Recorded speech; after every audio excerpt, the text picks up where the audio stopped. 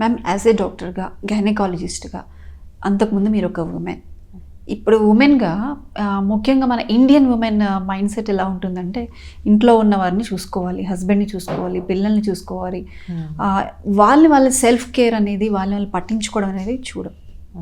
So దీని గురించి మీరు ఏం చెప్తారు? ఎటువంటి కేర్, ముఖ్యంగా ఆడవారు ఎటువంటి సెల్ఫ్ కేర్ తీసుకోవాలి హెల్త్ వైజ్గా?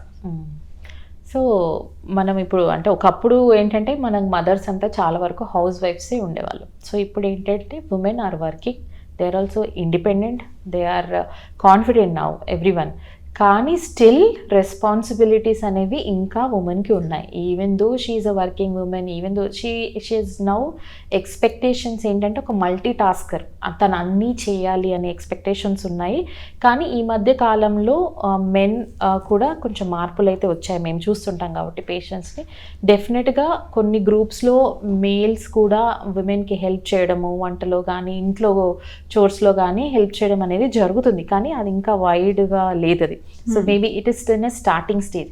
Still responsibility for a women ఇంకా ఉంది. పిల్లల్ని చూసుకోవాలి, హస్బెండ్ని చూసుకోవాలి, ఇన్లాస్ ఉంటే ఇన్లాస్ని చూసుకోవాలి, ఇల్లంతా మేనేజ్ చేయాలి అండ్ వర్క్ను కూడా మేనేజ్ చేయాలి. సో అదేంటంటే timings, work timings also plays a very big role.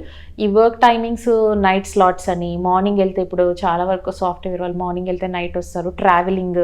So it keeps a lot of stress on your body. ఈ స్ట్రెస్ వల్ల చాలా రకాల హార్మోనల్ చేంజెస్ అనేవి బాడీలో రావడం జరుగుతుంది.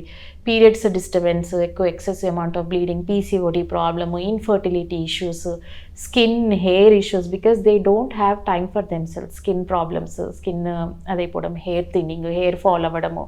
సో విటమిన్స్ ఫుడ్ కరెక్ట్ టైంకి తీసుకోకపోవడం వల్ల డెఫిషియన్సీస్ రావడము. సో ఈ స్ట్రెస్ వల్ల డయాబెటీస్, హైపర్ టెన్షన్ రావడం కూడా చాలా చూస్తుంటాం.